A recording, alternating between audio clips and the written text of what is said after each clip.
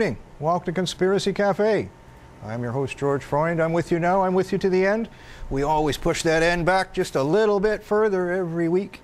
That's why we appreciate you coming out to that channel, to this show, right here in downtown Toronto at Bay and Dundas, because that's where the action is. We play world global domination. We play it better than anybody else can. A lot of people just have to go to night school for months and months and months just to figure out tiny little aspects of this show. We're here for the whole game. Knock down, drag out, fright from beginning to end. Some of the things that have happened in the last week are just so mind-boggling that, you know, you just shudder. There's even some nights sometimes I even find it hard to sleep, and I usually sleep like a log. You just wonder, like, wow, man, how can something like that happen and be hid under the ground so deep? How can so many people be so uninterested? But then always remember that one little piece of scripture comes like a thief in the night, because nobody sees it coming. Nobody cares, even if you tell them.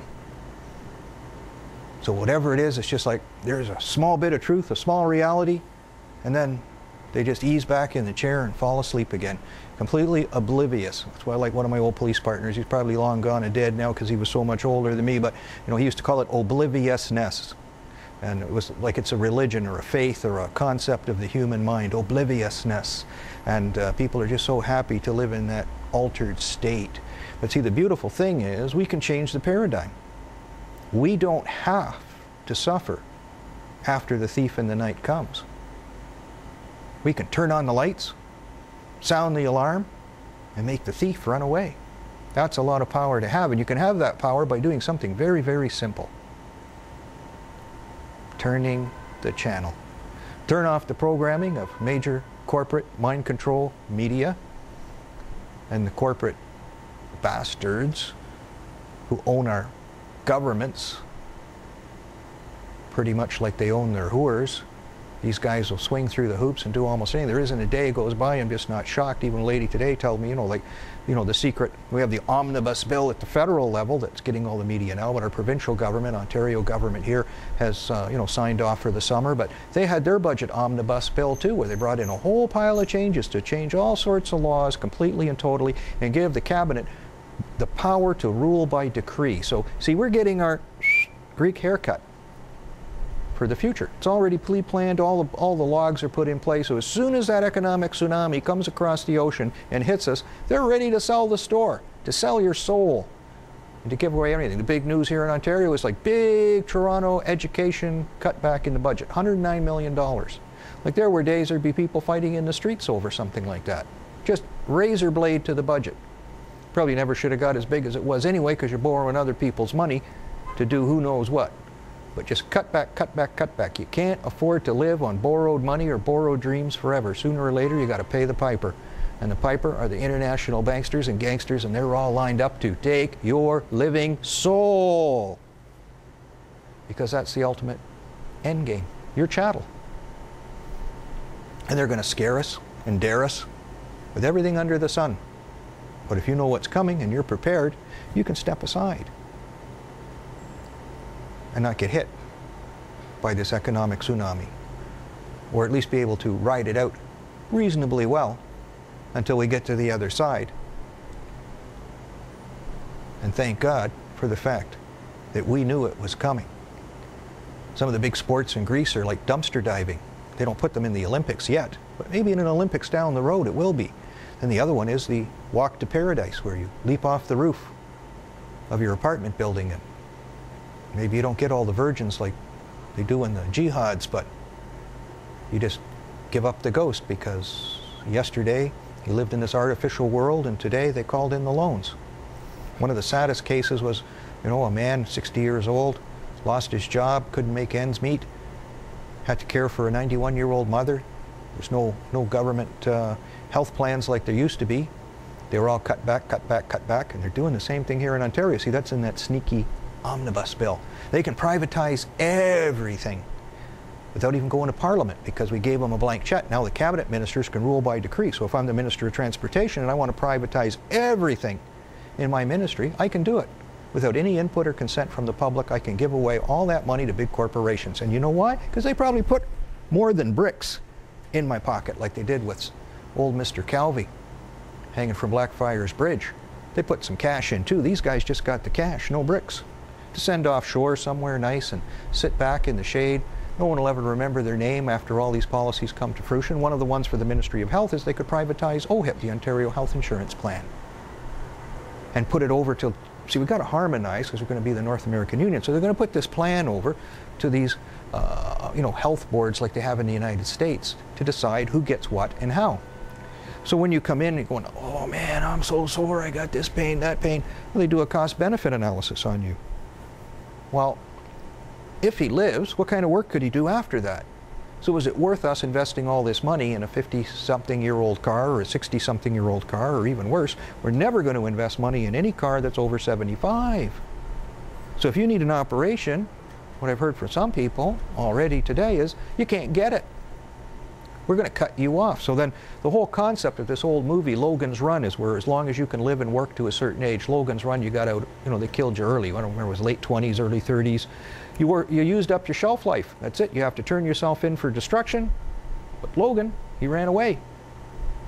And with his girl, big exciting movie, chase scenes, trying to get away from the New World Order. So now we have the first established date for Logan's Run, 75.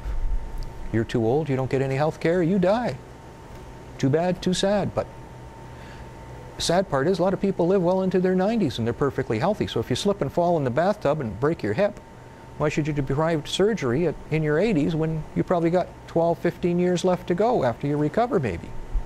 So no.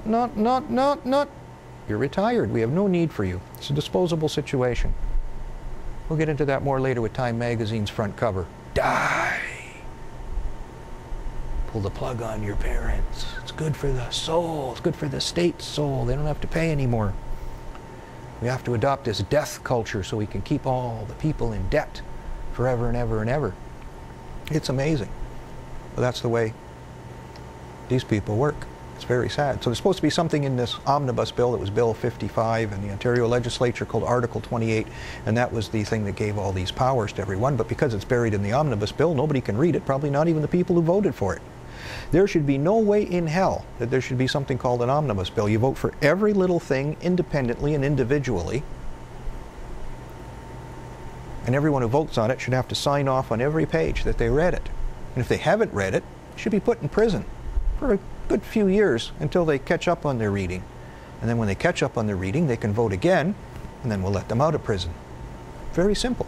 Then we'll know where they are, too. Oh, there he is, cell block 5. No problem. So in the intervening week, of course, we have the anniversary of, another death culture maneuver where the USS Liberty was attacked by Israel and blown to smithereens. And of course, we don't memorize it like Pearl Harbor Day or VE Day, VJ Day, or any of the other days they come out with, Remembrance Day, Armistice Day, because, see, they were killed in a covert kind of style where they were supposed to be executed in a false flag maneuver by their own people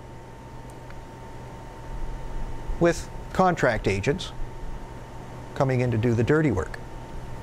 And even though they're screaming for help and there's a U.S. carrier task force within easy reach, they just blow them all to smithereens and let them die. But for some strange reason, God works miracles sometimes. And even though many men were killed, I think it was 34,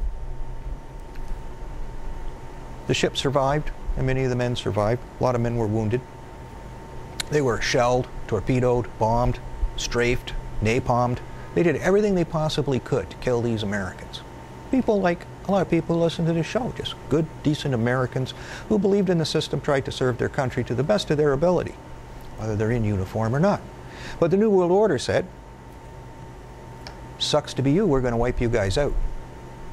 And every once in a while, it's just somebody's turn. And the only reason it's somebody's turn is because corporate media turns out the light and goes away.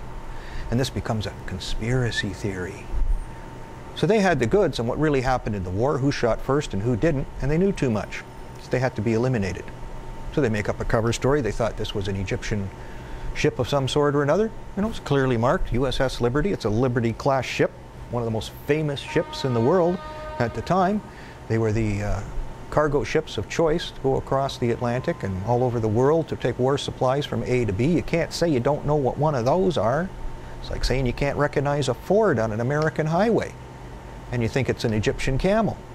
It's a big difference. Plus it had that funny little flag on the top with the stars and stripes and the big white numbers. and all that kind of stuff. And usually they make sure like the pilots don't fly blindfolded or stuff like that. And then they probably got on the radio and they're calling for help, right? And that's a good sign that you're probably shooting the wrong guys. But they did it anyway, because they had to destroy all this information. And of course the man behind this was Admiral McCain. John McCain's father was instrumental in the Liberty event and in many other events. We'll even get into a little sidebar of another one I didn't even know, where he stranded 25,000 American soldiers on Guadalcanal and left them there to be feasted on by the Japanese. And you're voting for his son in primaries from time to time to be president of the United States. Everybody should have a little ball-peen hammer.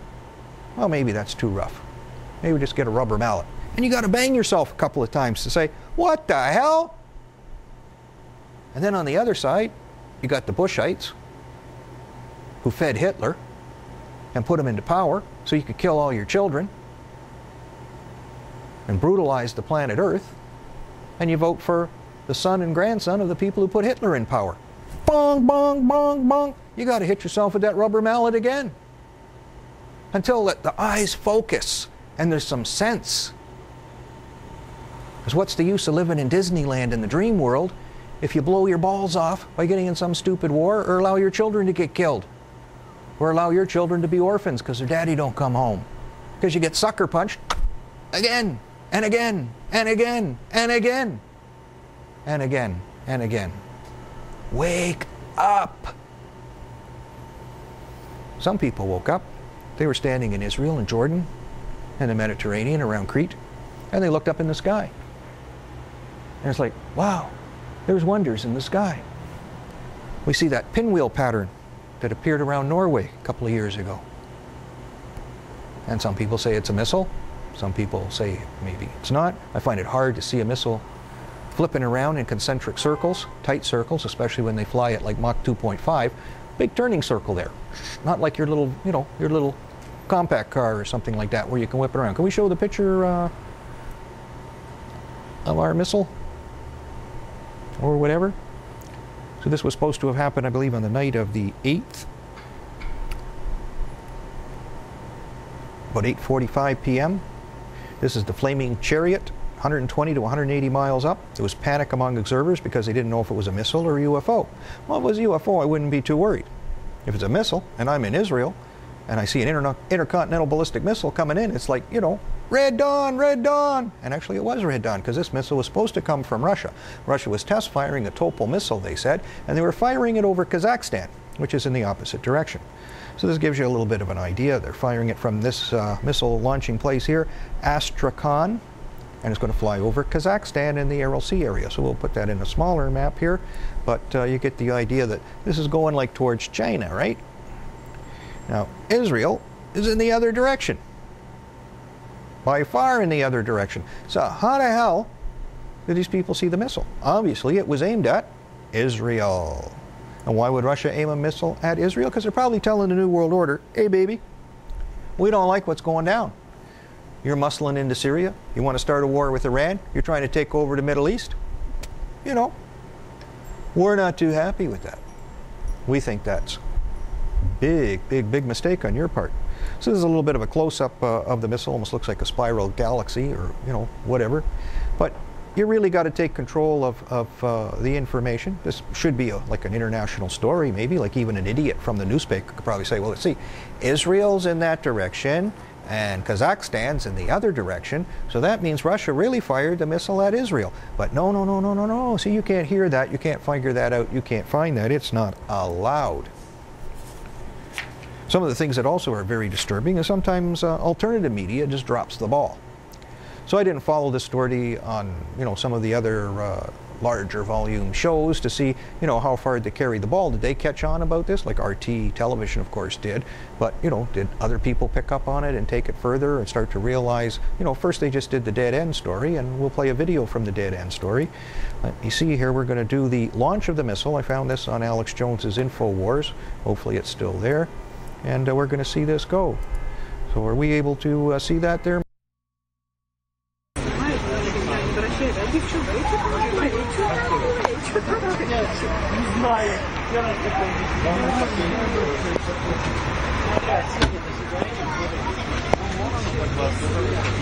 Булаву запустили. Булаву. А это ракета ядерная.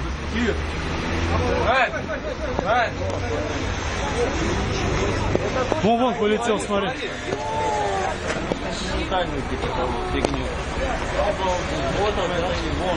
Да она приближается. А чисто на какие стреляют?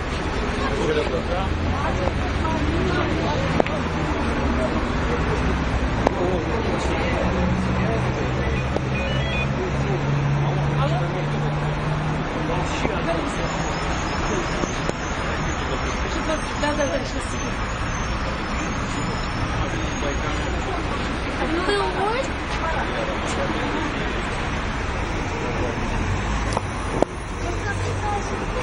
In this video, as it's going around, like as the missile took off, you can see like smoke still standing in front of the building. And then they show another shot where the missile's going through the air. Like that shot, you know, it's way up there. It's not making any spirals, and it's close, like it just took off. But when we went back a little bit, at the very beginning, there was still like almost like a chemtrail-esque smoke stream above the building. See if we can find it here.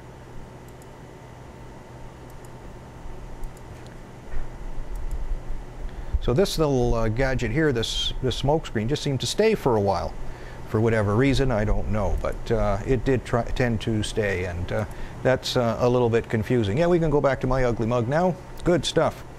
Now, then we see the version that happened over Israel. Completely in the opposite direction. So let's get into this report.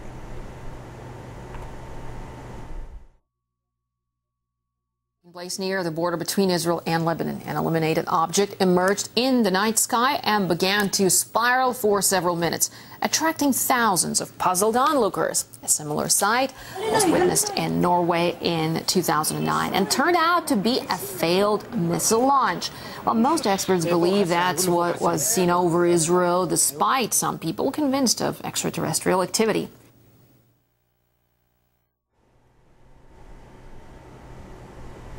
Okay, good stuff. Very interesting. So they had thank God for these little cameras. Everybody's got these little cameras, so they can't get away with much, and that's fantastic, really. So, what is this thing? Well, it's a sign everywhere, a sign, flaming chariot over Israel, Bible prophecy. That's got to be something that, if you're on the ground, that's just got to make you crap in your drawers almost. Unless you're just so totally, poleaxed with the magic karma wave of taking Prozac and all the suitable prescription and non-prescription drugs and getting into the big pharma wave or something like that. But, for the rest of us who are sentient and think or something like that, it's got to get us going. Then, you get one story like that, that's got to be one to say like, whoa, that's an important story. Then there's another important story. Something should just be like on CNN, or 60 Minutes should be doing it this Sunday or something like that. But it's not. It just gets swept under the rug. Even alternative media seems to sweep it under the rug. Maybe they don't understand. Maybe the dumbing down of America has gone so far that even the people who are reasonably smart can't take an extra step to be a little bit smarter and figure a few things out. But as soon as I heard this story, it's like, hey, man, this was a hot story. No pun intended. Nuclear event on the Indiana-Michigan border. Like, that's got to make your eyeballs just, whoa, let's get into focus here. So what do we have? We have a radiation sensor here at the Indiana-Michigan border, going just like ballistic. So the highest levels are over 7,000 CPMs, where an alert is 100 CPM. Like, you're getting fried, baby. It's important. So what do? Because that meter doesn't match a lot of the other meters, they close it down and take it offline. You say, excuse me? Hello? Close it down, take it offline. This is saying this has got, fantastic amounts of radiation coming out of it. So it turns out the operator was away, and this thing was on autopilot or something like that, and it reported these things. I speculate truthfully, because I'm very, very concerned that they've turned off or turned down or put in false, fake numbers on these other radiation detectors, so they're all, just kind of average, right? Because they don't want anybody to see the Fukushima radiation coming in. So just, oh yeah, we're all around, 20, 30, 40, nothing wrong, everything's fine, go back to sleep, nothing to worry about. And then some asshole goes away and leaves his meter on without putting in the artificial data. And it just goes ballistic. So everybody says, oh, no, it's the meter, the meter's all at fault. Well, I'm not going to take that at face value until I start looking. Then I find other stories about, all kinds of mysterious booms in Michigan and explosions and such like that. Another guy copied this data set, would screen save this material. So it shows the radiation, Fort Wayne, Indiana, going up over a 12-hour period. So why is that? Probably because it's true. And then a lady that I found on the internet who was doing a YouTube report on this, she has her own Geiger counter. I guess she's a hobby scientist, like some people I've known who do very good work and are very smart. So she had her own Geiger counter, and her Geiger counter started to go a little bit up too. Then there's reports of helicopters and aircraft flying through the sky. Well, we see that. People took pictures. All kinds of extra air maneuvers. They said, I can't prove that one way or another, that they put an Air Force base in some kind of nuclear containment lockdown, which is much farther away, and we can't confirm or deny that. But we also get another map of from another source that monitors radiation. This one's already at over 3,500 in the same place. But what really jigged me when I was looking at, there's our fearless leader, Mr. President, there is no cause for alarm. Everything has been covered up, including me. See, he gets the ghoulie suit and the happy smile, and he's protected and safe. It's the rest of us that get fried out in the sunshine.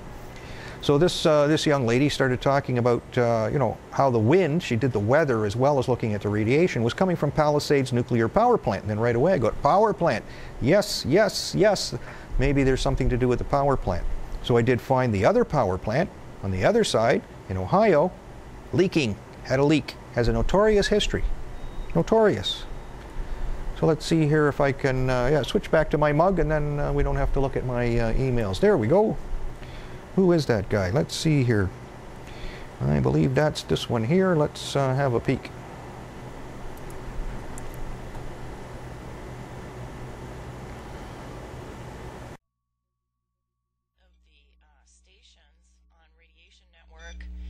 Has been recording extremely high levels for about the past 30 minutes.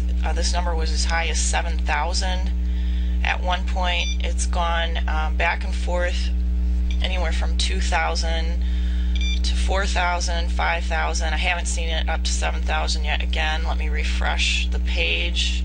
It's 4,000 now. Looking at GOES, this is the current GOES geostationary satellite, and the wind direction would be coming right from Palisades. Palisades is right here, South Bend is here, or there could be something going on in the Chicago area, but I did not see any other stations reporting high numbers like this. I did call the NRC, and I'm going to play that tape for you in just a second. And while I was on the phone with them, my Geiger counter started alerting at 42 microsieverts, and it did that for about 5 minutes, and now it's back to normal background. So I'm not sure what's going on here. This could be a malfunction, but as a precaution, anyone that lives downwind of this area should be keeping their windows shut, HEPA filters on, or filtering through your furnace for room air. And we will keep you posted as soon as we know anything else. You can go to the Radiation Network page and watch the real-time updates, or go to Radiation Watch on Facebook, and I think they're calling me back right now, so I'm going to pause this. Okay, yes, that was the NRC calling me back. They checked with Palisades. They're not having any problems. He said because it's crowdsourced data, they're not sure of the reliability, and they're looking into that from Radiation Network standpoint also. In fact, let me refresh the page and see what it is now. It's dropped a little bit, but these readings have been sustained for about 30 minutes. So we'll keep an eye on it, and I told them if I still see it in another hour or so, I'm going to be calling them back. And if I make another call to them, they will have a Region 3 person on it tomorrow. So we'll keep you guys posted, but letting anyone know who lives in this area, let me check in telecast real quick and see if there's anything going on rain-wise. I don't think there was.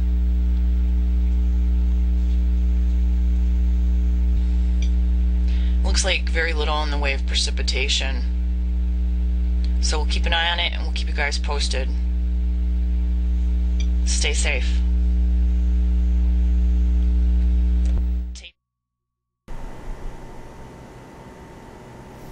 Okay, I guess that'll do us.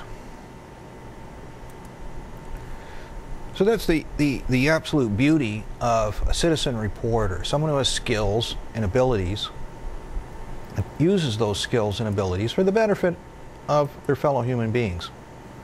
So you see right away that it's hit the fan. It's big time hit the fan. And the government lies. They lie all the time. As we get into this report, this is the leak I found. Coolant leak and tiny hole found at Davis-Besse nuclear plant. Associated Press. So that's in the other side of Michigan there in Ohio. So they said they had a tiny little leak. Everything's okay. Nothing to worry about. You know, typical lies. And then when you get to some details about, you know, what's going on in the world, a bathtub curb for nuclear accidents, frequency of equipment failure, and you see like the top ones. 3 Mile Island, Chernobyl, Indian Point, and Davis-Besse. So then you got to realize, like, whoa, this doesn't sound so good. And they assure us there is no cause for alarm. There's no safety or health threat to the public.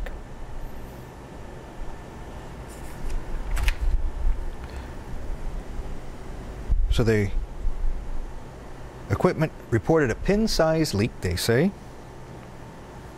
And then we see recordings at a nearby nuclear monitor going off the scale. Bloggers report this wasn't the first time. It's happened before. And I'll tell you something, it's happened before that there were leaks at this nuclear plant. This nuclear plant had 2 of the top 5 accidents in the United States. 2. Not bad, 40%. Maybe it's even higher because maybe they had another one, so maybe they're batting 50, 500. So on March 2nd, 2002, corrosion had eaten a football-sized hole in a reactor vessel. The largest fine ever was assigned to this nuclear plant, more than $5 million, plus an additional $28 million in fines under a settlement. In 1977, September 24th, a relief valve on a pressurizer stuck open. That was the 4th ranked worst event in nuclear history in the United States. June 9th, 1985, main feedwater pumps shut down. Originally classified as unusual event, the lowest classification the NRC has. It was later determined that it should have been classified as a site area emergency. So maybe they really are batting 500. They just didn't tell anybody. So now we have a history of the underreporting. So this pinhole size thing is probably something we can take with a lot of grains of salt, that they lied. June 24th, 1998, they hit with an F2 tornado. Well, that's not their fault. Maybe. 2002, reactor head hole.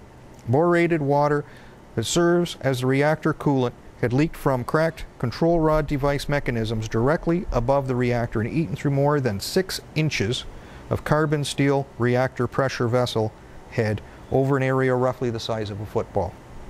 That's some good acid. A breach most likely would have resulted in a mass loss of coolant accident in which superheated, superpressurized reactor coolant would have jetted into the reactor's containment building and resulted in an emergency safety procedures to protect from core damage or meltdown. That was the 5th most dangerous nuclear incident in the United States since 1979. Maybe there were way worse ones before 1979, so that's why they started that as a threshold. In 2003, the slammer worm infected the safety monitoring equipment at the plant. 2006, they had criminal prosecutions over the previous incident in 2002. So it appears here 2 former employees and 1 former contractor were indicted for statements made in multiple documents and 1 videotape over several years for hiding evidence that the reactor pressure vessel was being corroded by boric acid. They provided false information to inspectors. But it does not name who did this. They might still be working there and they have experience in doing what they're doing. So when they say they have a pinhole leak, that's just for the pinhole heads. 2010 replacement reactor head problem. A used replacement head from a mothballed reactor in Midland was put in this reactor. 2 of the nozzles inspected did not meet acceptance criteria. We found cracks in 24 of 69 nozzles, serious enough to leak boric acid. Very good. 2011, shield building crack. 30-foot long hairline crack in the concrete shield building around the reactor vessel. 2012, of course, we have our infamous pinhole leak, if that's what indeed it was. And this is a map showing you where this reactor is. So some of the monitors were over here around South Bend, the top. And then just over here past Toledo, we have this reactor with a long history and a reported history of something going wrong. Palisades is up here. I'm sure maybe they can hide things too. So we just found this cute little picture when the wind blows. So it's all we can do is hold on to each other because our governments aren't going to protect us. They're not even going to tell us. We could be eating radioactive dust for days, weeks, or months and barbecuing our internal organs. So all we can do is hold on to each other and pray. That's all we get. Because we just have a criminal cabal running virtually everything. One of the other downsides to this story is then we have the propagandists coming in, like Saoirse Fall, coming in saying 380 people were reported killed in Michigan in some sort of battle, that Obama launched a weapon on them and killed them, and you know that America is in a quasi-civil war or something. This doesn't help anything. But then with his relations with the FSB, the Russian security service, we can honestly say that he's an agent provocateur, putting out false information for a reason, to cause shit in the United States.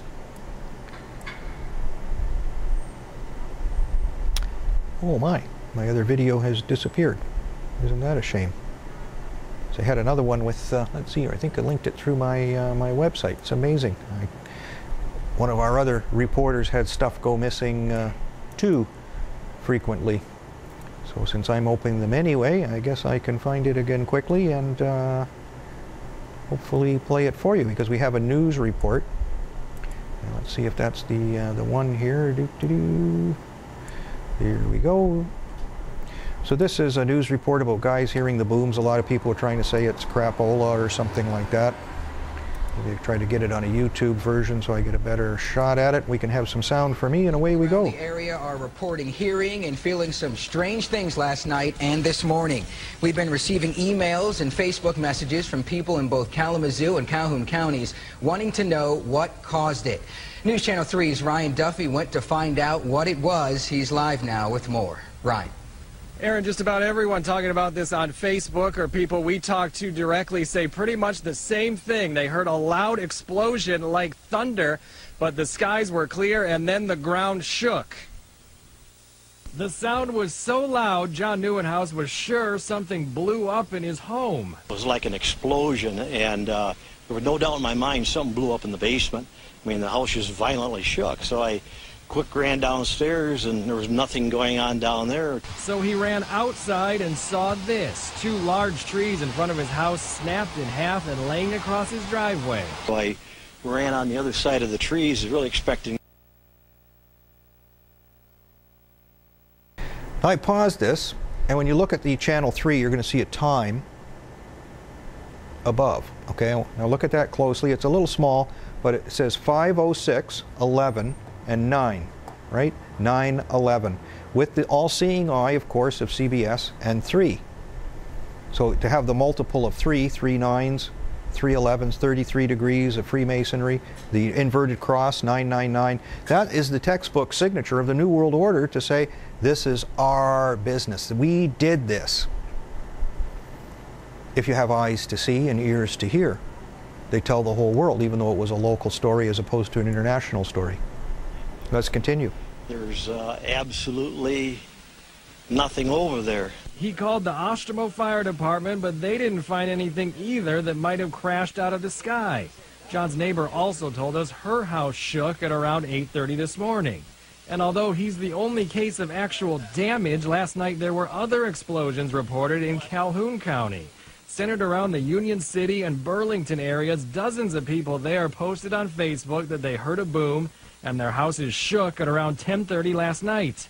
There were no earthquakes recorded anywhere in the Midwest region last night, and air traffic control in Kalamazoo says there were no planes flying that might have broken the sound barrier. So, yeah, it was quite surprising and a little scary.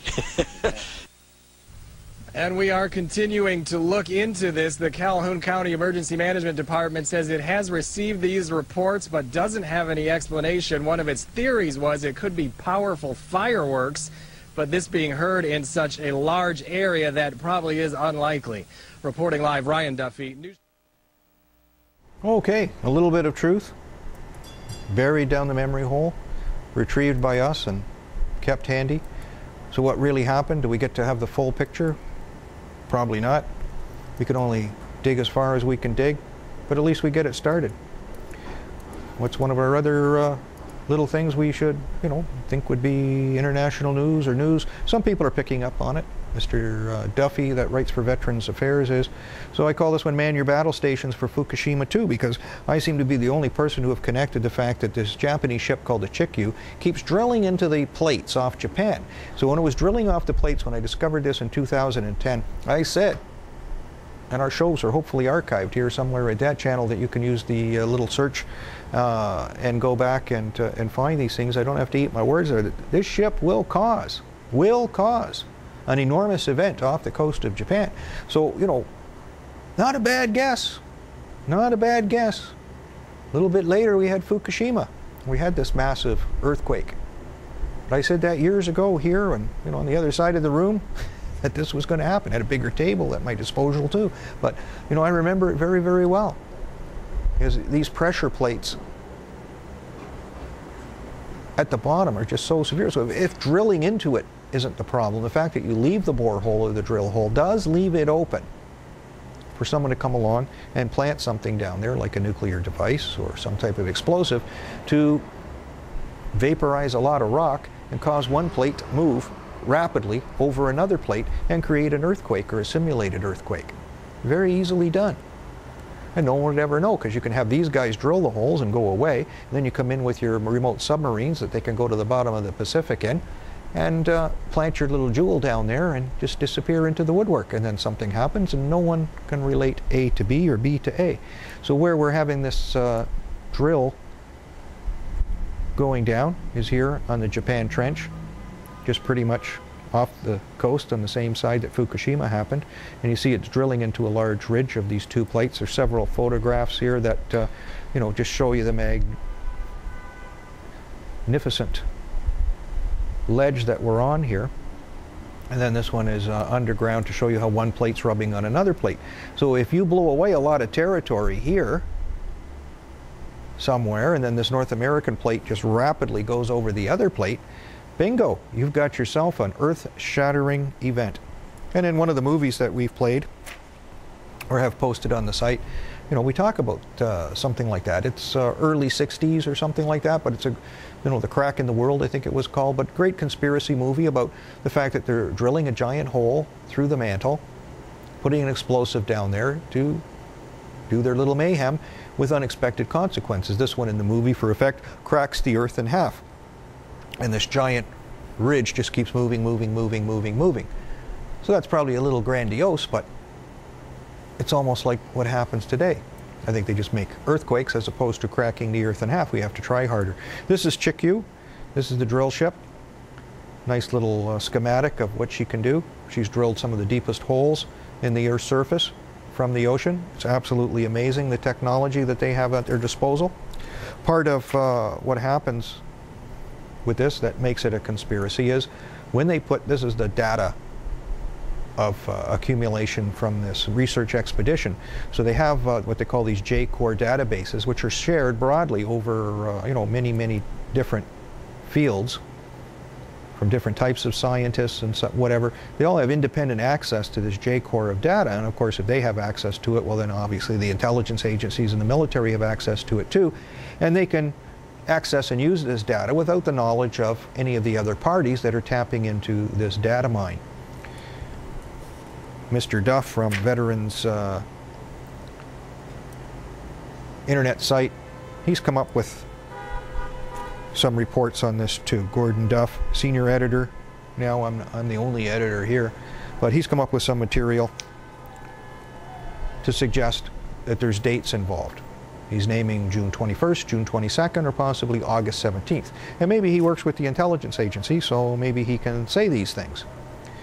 I was the only person that I know of in the planet Earth that even came close to relating the Chikyu to this event, but maybe he's heard me on other forums, especially when we did some of these things on the Power Hour, that this was going on. This is part of what they call the Integrated Ocean Drilling Program, IODP, the Japan Trench Fast Drilling Project.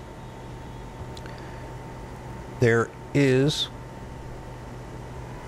a dangerous precedent here where we have the Fukushima 4 teetering as a semi-destroyed structure, waiting at any minute for another event that will send the remaining structure into a collapse mode and release the water from the holding tanks that are keeping these reactor rods, and there's tons and tons and tons and tons of them, cool. If this water coolant was released, and because it's already in a highly radioactive environment, there's really nobody in there to fill it back up again exactly, unless we're taking volunteers for suicide missions. And what's been reported on that, one of the world's top stories that nobody talks about, would be an extinction level event, because there'd be a nuclear explosion and fire, and that would release highly radioactive material, way more than the original Fukushima, and send this stuff all over the world. Mr.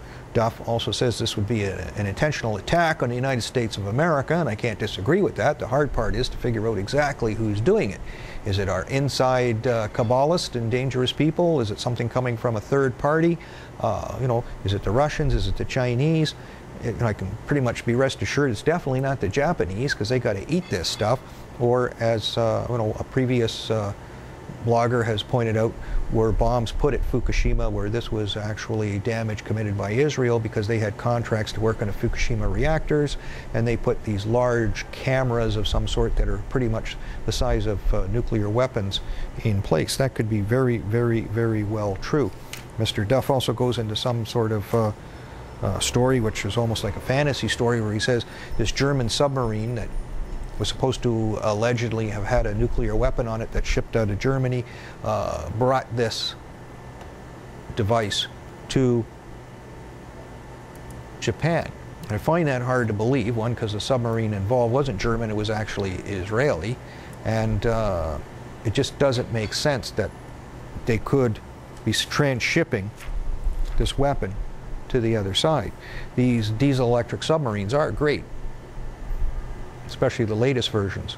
But Germany has retired 6 of them that are probably in reasonable condition to be used, because they were going to sell them to Thailand. Thailand backed out of the deal just recently as well. But S-194, 195, 196, 197, 172 and 173 retired in 2010, 2011 are fit and ready to go if they had to be fit and ready to go. The possibility does exist. Duff gets into some bizarre stuff where old World War II German U-boats are, reconditioned and made available to do all kinds of covert work. Seems highly unlikely. These parts are very, very old, and the ocean is very, very unforgiving in dealing with stuff like that. Maybe you could cross the river or something like that, but I can't see those ancient old boats hightailing it across the Pacific in any way, shape, or form.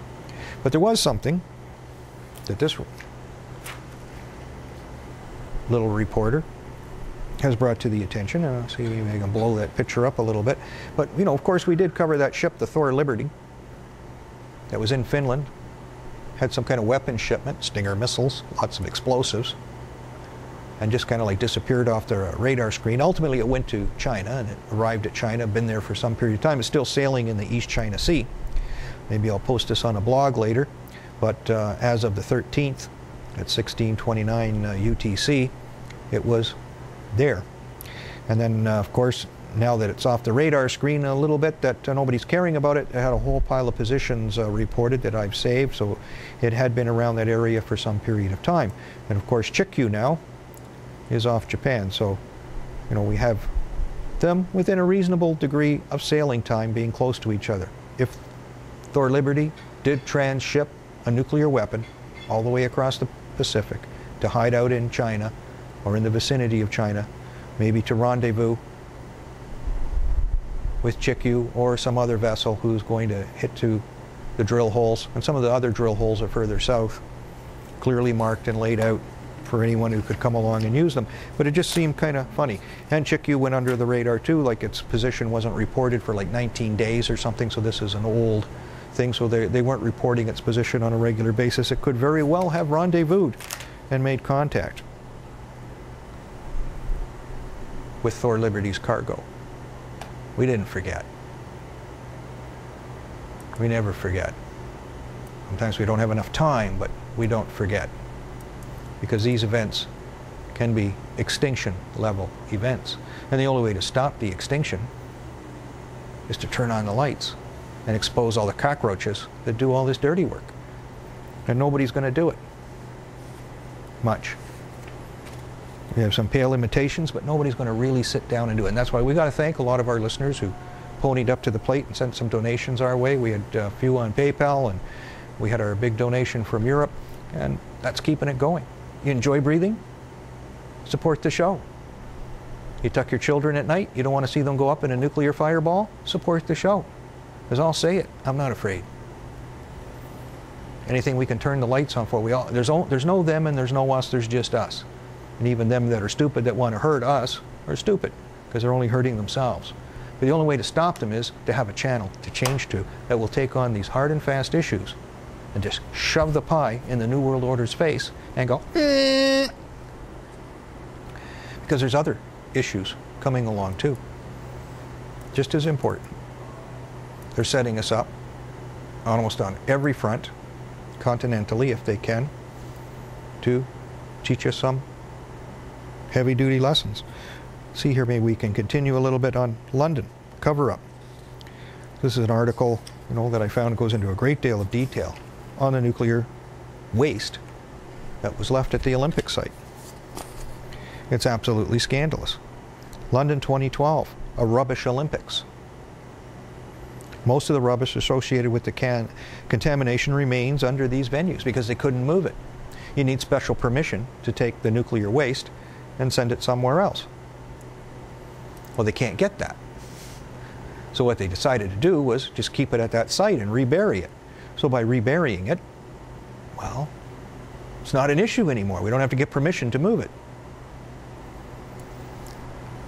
So this is just absolutely scandalous.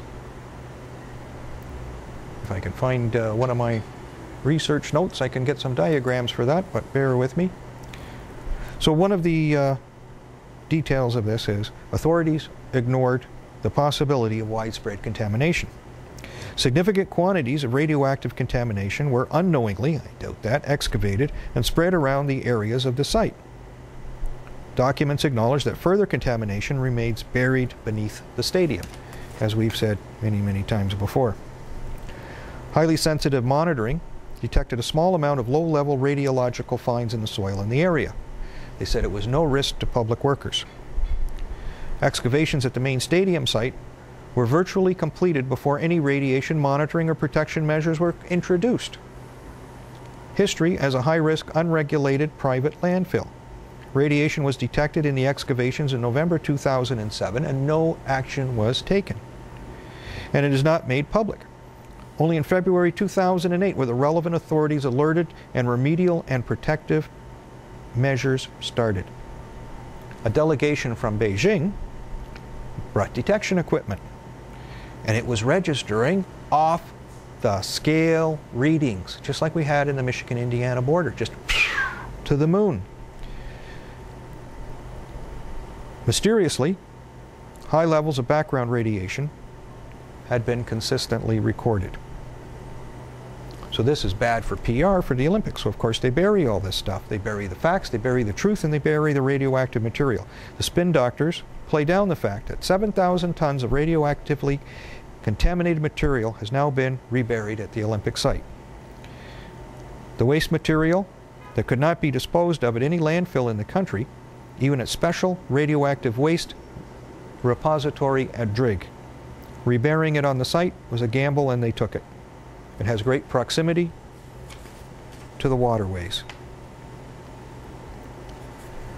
Material was to be mixed with lower radioactive material, thus reducing the average radioactivity to below the legal threshold, a process called dilution. It's supposed to be illegal.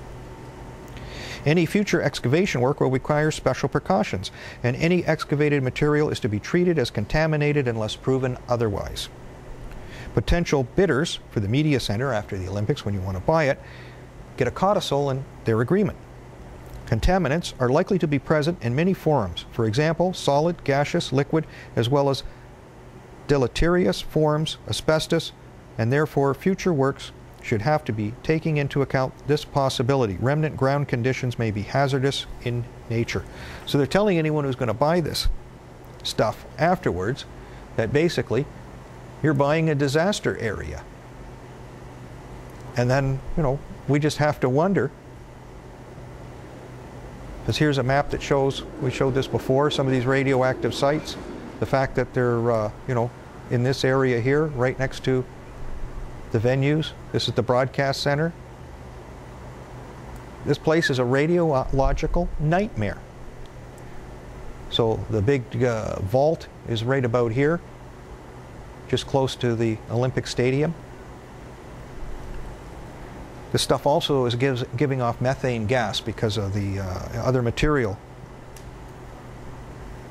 that's underground. So lots of methane gas. So probably enough that if you did ignite something, you would have a massive gas fire. And people are going to pay good money to go to this pagan festival, to go to the Olympics. And who knows, risk some sort of mayhem. Hospital prepares for a chemical or nuclear incident at the Olympics. St. Mary's Hospital took training in chemical and biological events. Another incident that just boggles the mind is there's this company that somebody set up on the internet. It's a gangster company called Confidential Access. Confidential Access sells you fake documents, everything, passport, driver's licenses, credit references, anything you need to start a fraud scheme so that you can have duplicated documents of other people so you can go and commit fraud. They had 11,000 people use their website to buy this illegal material. Police are looking for some of them, of course. Some of the principals involved in this have been arrested and are going to jail. But of course, as soon as you realize that you're at the Olympic site, you've got 11,000, I don't know how many are in England per se, 11,000 people have false documents and are moving around England. Well, maybe some of them weren't intent on committing fraud, eh? So then, of course, the police figured that out too, because in 2006, this is what got the whole investigation going, the police swooped in on the home of a terrorist named Abid Haidar and discovered all this kind of stuff on his computer, that he was in with these people. And I'm sure he wasn't doing it for fraud.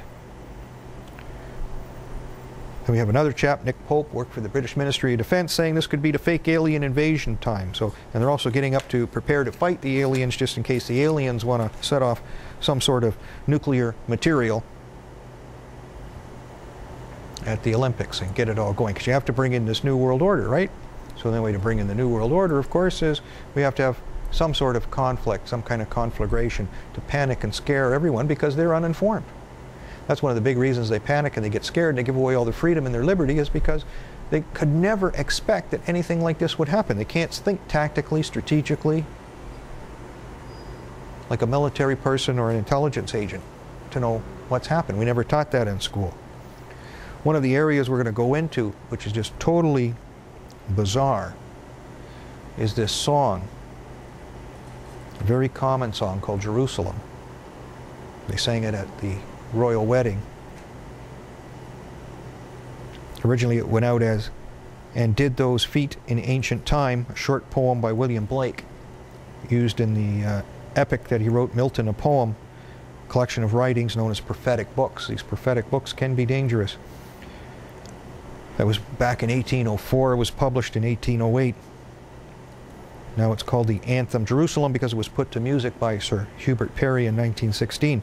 It's the apocryphal story of a young Jesus accompanied by his uncle Joseph of Arimathea, traveled to the area in England and visited Glastonbury, that place very close to Stonehenge where they do all these wild and bizarre parties, where they have basically, you know, the Woodstock-style concerts where everybody gets drugged out and does whatever they do. So they said this happened during Jesus' lost years. In the book of Revelation 3:12, 21:2, describing a second coming, Jesus establishes a new Jerusalem. These people, the Church of England and people around them, believe that this new Jerusalem is their backyard. And the second coming of Christ is going to happen in their backyard. And it comes like a thief in the night.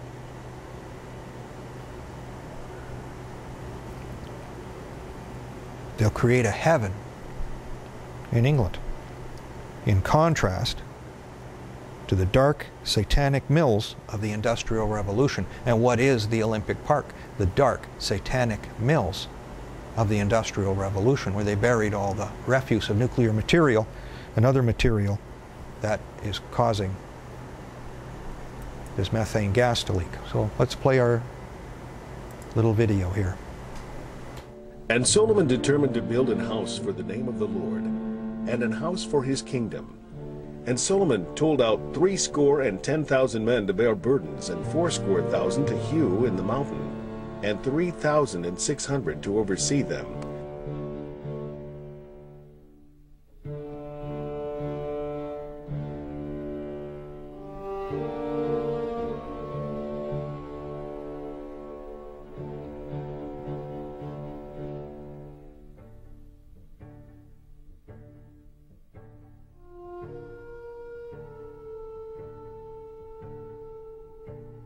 Can be obviously of another dimension of sorts. Yeah.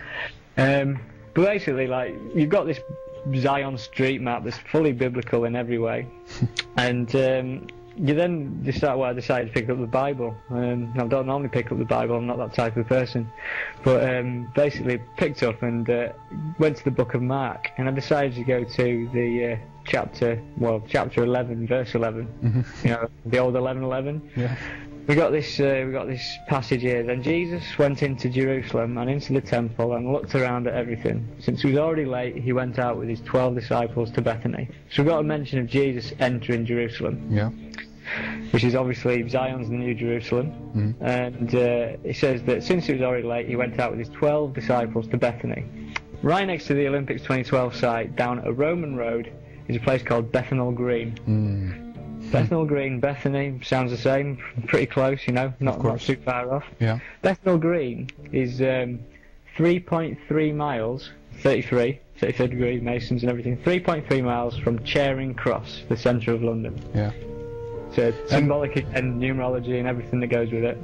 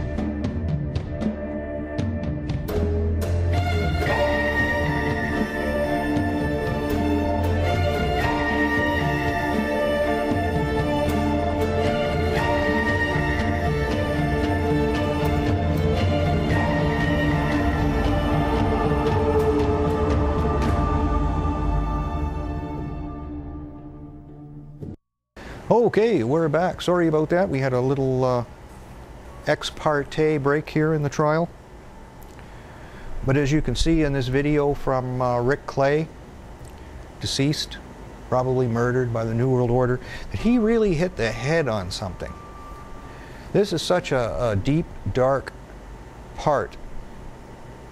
It is beyond belief. This shows you and shows us that for hundreds of years, perhaps, they've been working on this plot for the New Jerusalem. Part of prophecy is, of course, this New Jerusalem rises out of the chaos or the ashes as we who go to sleep have to become involved in an apocalyptic type of war that requires the Messiah to come back. Are these twits, these idiots, going to do something like that?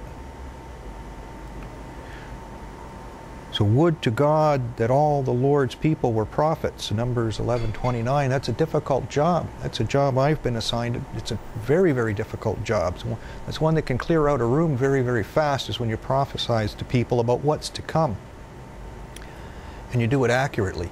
Although it's just very, very bizarre, because a lot of people do trends research and such like that, and they want to know what's going to happen tomorrow so they can invest their money or profit or whatever for financial reasons. But to just tell people the truth of what a prophecy is and what's going to happen tomorrow, people run in terror. It also doesn't seem to be something that's valued in the way the financial structure is set up. So I can say that there's going to be an event off Japan 2 years, 1 year before it happens, to say that I prophesize that this is going to happen. And the resulting cash loss is hundreds of billions, if not trillions of dollars. A loss of life, a whole region destroyed and laid out.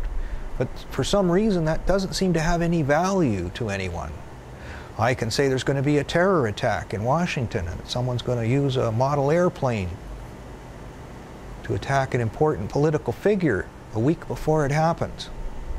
But that has no value. A lot of people, even in alternative media, can't understand the gift of prophecy.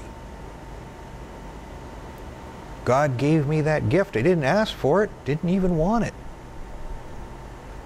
Sometimes it's almost, you almost envy the brain dead because they have long gaps of peace where they can rest or go on a vacation or just take a holiday. But this battle, this trend for, whatever that's happening is every day, 24/7. I couldn't keep up if I worked at it 24/7. I'd still be behind. I can only pick out some of the big ones and bring them forward. They happen all the time. I see right through their lies. So part of this this song, Jerusalem, they had a flour mill in the area, and it was burned in fire in 1791. It was called the Albion Flour Mill, and was probably the local people who burned it to the ground because it took away jobs and a livelihood and put out a substandard product that people had to eat, and they didn't want to eat a substandard product. Of course, we haven't been able to connect the dots and do that with Monsanto. So an old saying, and all the arts of life they changed into the arts of death in Albion, because they made out this poorer product. Jerusalem, chapter 3, William Blake. So some people look at the dark satanic mills as referring to this actual mill, Albion. Some people think it refers to the churches as they exist in England or existed in England at the time.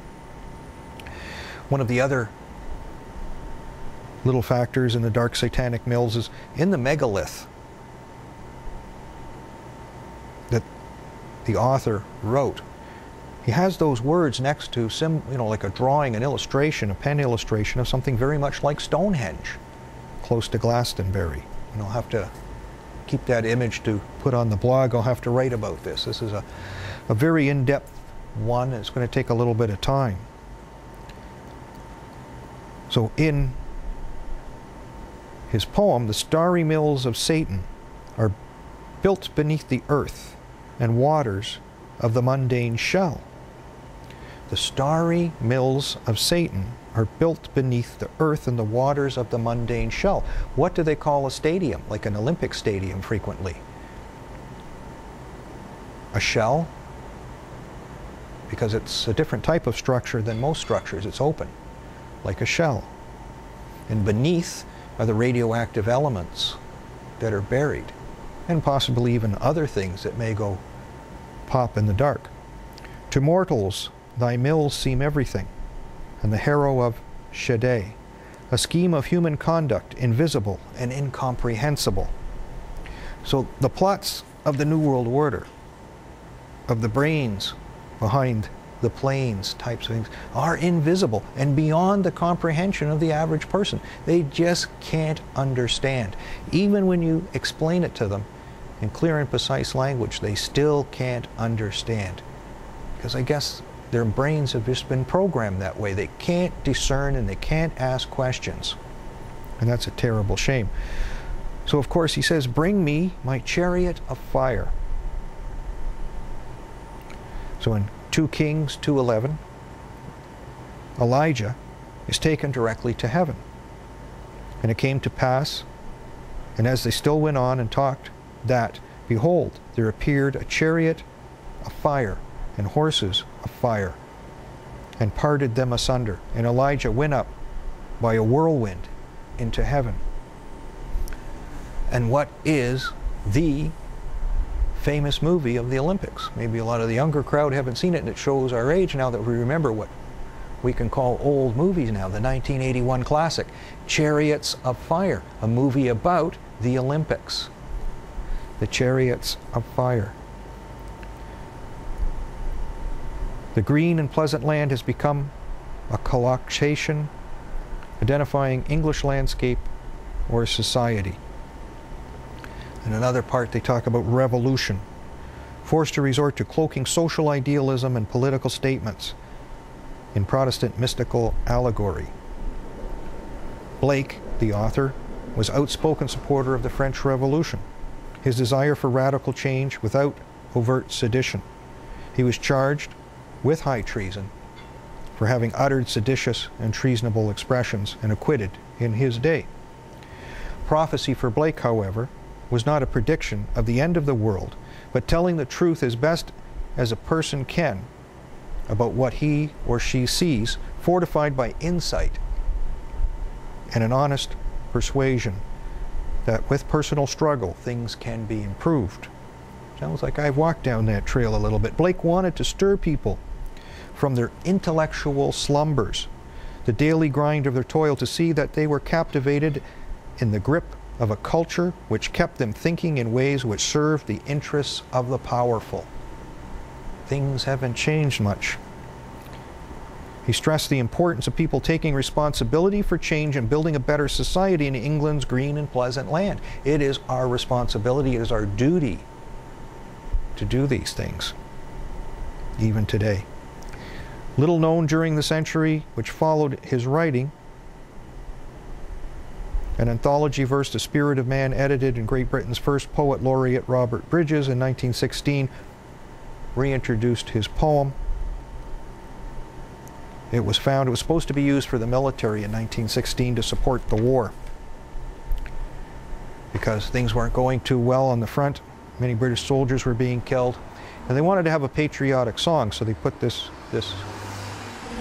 poem and scored it and made what we just heard at the royal wedding. It has been adopted by all the political parties in England. The Labour Party was used in the 1945 general election. Clement Attlee used it. The Conservative Party, the Glee Club, the British Liberal Assembly, the Labour Party, the Liberal Democrats, everybody sings it. But they had problems, Mr. Perry, the man who scored it, for using it in what was called the fight for right, the propaganda war, to get people to volunteer to go to the front to get killed. So then they coaxed him into using it for the National Union of Women's Suffrage Societies. So he accepted that. That seemed to be a more reasonable thing, to give, a fight to give women rights. See, we're a democratic nation, right? We didn't give women the right to vote or even to be people. You weren't even people. That's something the girls had to fight for. When the NUWSS fell by the wayside, the copyright was just given to women's institutes. King George V said he preferred Jerusalem over God Save the King, the so-called national anthem, even though England doesn't really have a so-called national anthem. But they want to give it official status as an alternative anthem. Jerusalem is used in many churches. On St. George's Day, many churches refuse to use it because it is not a hymn. It has nothing to do, it doesn't say anything about God in it. Just a good song. But then, of course, what would Antichrist forces? They could sing a nice song in church, but it can't have any reference to God in it. Each year, along with the red flag, it is sung at the annual Labour Party conference, and I can sure we can safely assume the red flag means the communist element of politics. Emerson, Lake and Palmer used it in brain salad surgery. That's where I remember it from my youth. It was used, of course, at Prince William's wedding. And then, of course, U2, Bono, sung it at Glastonbury in June 2011. And then we have to look a little further. Well, what happened at Glastonbury in 2011? The Prime Minister's friend, Christopher Shale, was found dead in a toilet. Most likely ostensibly murdered, although they just said he died of natural causes because they can write the reports and they own the coroner. And we always had to wonder, what did he know? And as we expand our horizons, maybe he knew Jerusalem. Maybe he knew the new Jerusalem is coming. And the satanic mills that existed on the Olympic site are going to explode and bring in the new Jerusalem. Maybe that's what he knew. And it was a little too much to handle, and he cracked. And they can't allow a good plan to get away. So they killed him. And they killed Rick Clay for making a lot of the assumptions that we've made. So even though they killed him, it didn't do them any good because his work was found by my people, and my people gave it to me, and we've presented it further. So you can't kill the idea. It'll never die. Someone will always take it further. It's just like a relay race. I give the baton to someone else, even though I never knew this man, never heard of him before. He died, but the baton that he made, filmed, was passed to me, and I carried it further, and I pass it on to you. And maybe someone else will pick up that baton and even carry it further. And the dark satanic mills will be put in their place. One of the other big things, of course, we can't avoid Europe. It's going down the tracks like a runaway freight train. People don't hear it, they don't see it. So in Bilderberg they said Spain will be sacrificed. I can't disagree with that. Germany's resources are finite. Come hell or high water, it is imperative to preserve the functioning of the banking system. Spain's vice president. Well, that's very, very true. So when she approached the Bilderbergs, talking about issuing euro bonds, they just told her to go and pound salt. Little girl.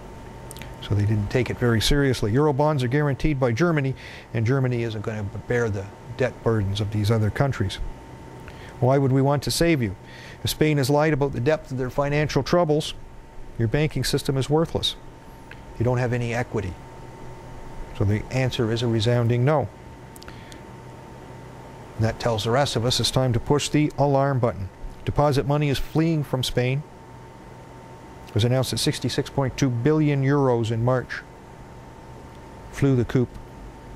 Debt of Spanish financial institutions is 109% of the GDP, twice the amount for in France or Germany, and 3 times that of the United States, which really aren't in all that good a stead anyway.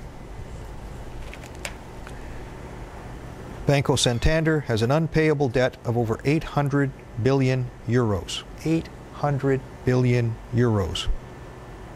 The only solution, they say in this article, which I must agree with, is Spain must leave the euro, go back to an independent nation-state republic. Would even be better if they create their own money as opposed to bankster-created central bank cash. But this forced marriage of the euro is suicide for all of them. EU admits discussing plans to limit withdrawals from cash machines and impose border checks if Greece quits the euro. So this is something that hasn't been seen since, you're going back to long before most of us were born, probably all of us. We got to get into the nursing homes to talk to the octogenarians and older to even remember things like this, and they were probably children and don't even know it happened. This is a crisis that no living person really has experienced or understood. Border checks, capital controls, so that you can't move money and you can't get around. A strong indicator that Greece is about to leave the euro would be a run on the banks. So they want to stop this capital flight using grounds of public order, public security for after the elections on Sunday. Spain and Greece have reported substantial increases in money being pulled out of the banks. Greek deposits are down by 17%. They pulled out $3 billion out of the banks. Spain's central bank showed a $97 billion pullout in the first 3 months of the year. A tenth of the country's gross domestic product. This is going to be a bloodbath when it comes. Cyprus is in a lot of trouble. Let's see here. So we have a graph of the stock market. This is the FTSE hour by hour, just showing even after this is the announcement that they're going to bail out Spain, and then we see, yeah, we get this short euphoria, just like a sniff of cocaine, and then it just, reality sets in and it just filters back down again. There's just pretty much no way that this can go any other way. So one of the big things they want to come up with, of course, is the European Union leaders and everyone say, well, we have to put Germany in charge. We have to have these Euro bonds. We have to have Germany dictating economic policy to all these other countries and basically taking them over. Turn the European Union into a full-scale country controlled by Germany and Germany's central banks, with Germany taking away the loot as collateral, central bank gold, cash reserves of the people looking for credit. Because effectively, they're waging economic warfare. They're shutting out these countries from credit until they starve. And when they starve, then they come begging for it. So the president of Spain had to go on public airwaves and actually beg them for it. And still, it was not like, yeah, we'll help you.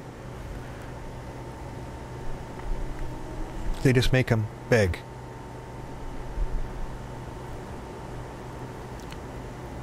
So it's easier for troubled Eurozone banks to access EU credit.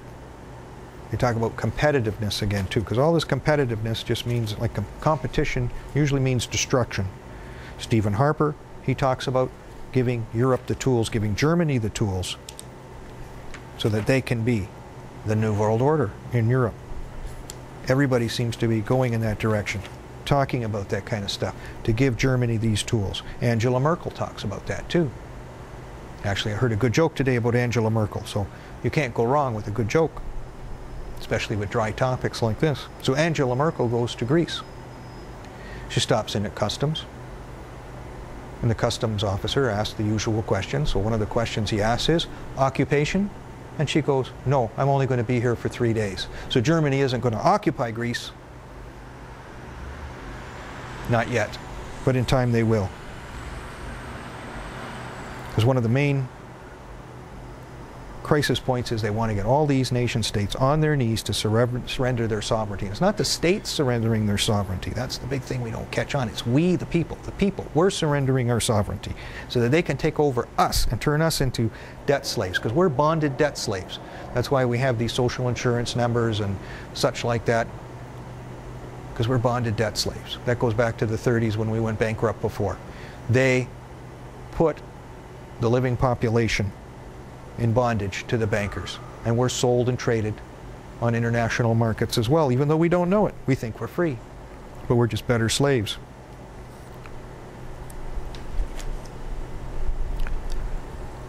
So one of the biggest problems, of course, and I feel this is the greatest problem in economics period, is financial crises aren't caused by, like what we showed here with the declining stock market or crashing stock markets or falling stock markets. The biggest thing that happens is capital flight.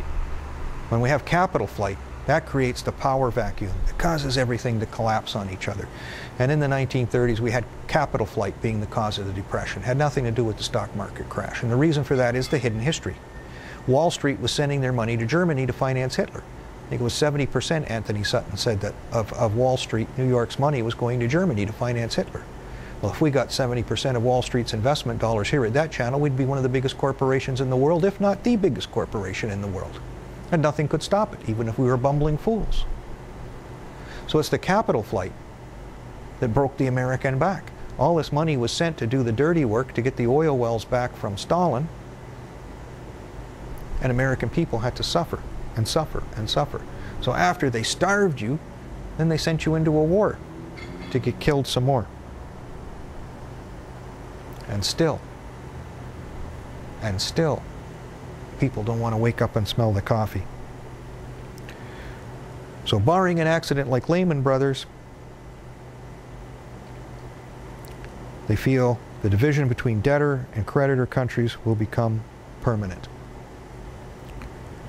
Inevitably arouse suspicion of Germany's role.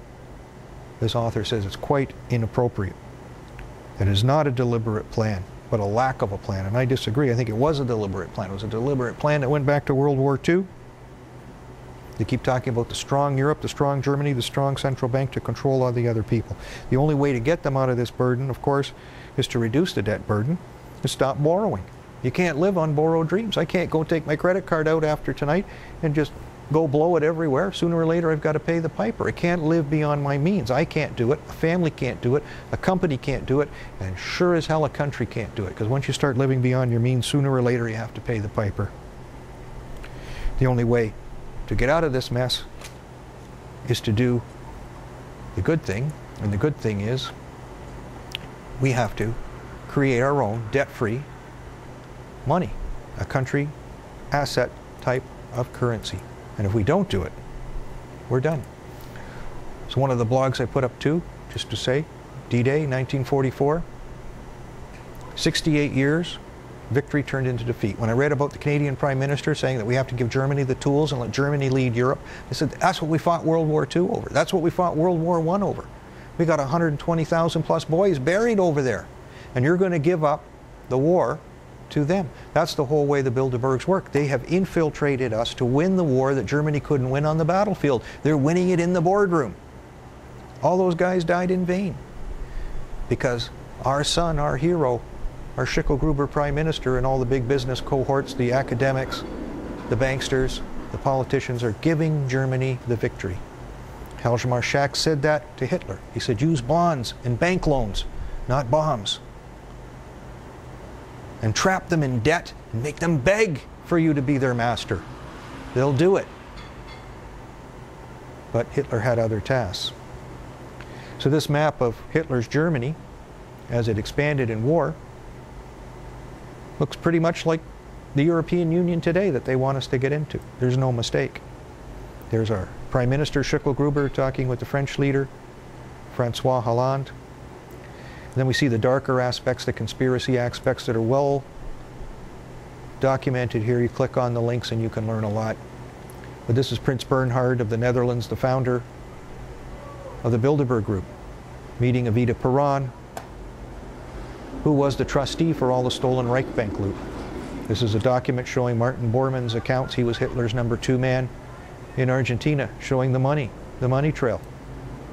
This is Prince Bernhard, Knight of Malta, showing you where we have gotten with their plan. All our leaders are under the thumb of the Bilderbergs, a Nazi fascist organization, because they're building not the new Jerusalem, but the new Reich with, as some people have said, Angela Merkel is Hitler's daughter. Don't know that for certain, but she does look good in the uniform with the crooked cross.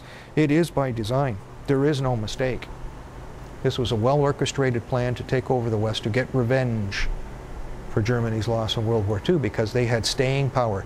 They stayed smart. They stayed true to their ideals, and we went to sleep. A lot of people talk about the collapse of the middle class. Well, there's no mistake. Why is the middle class collapsed?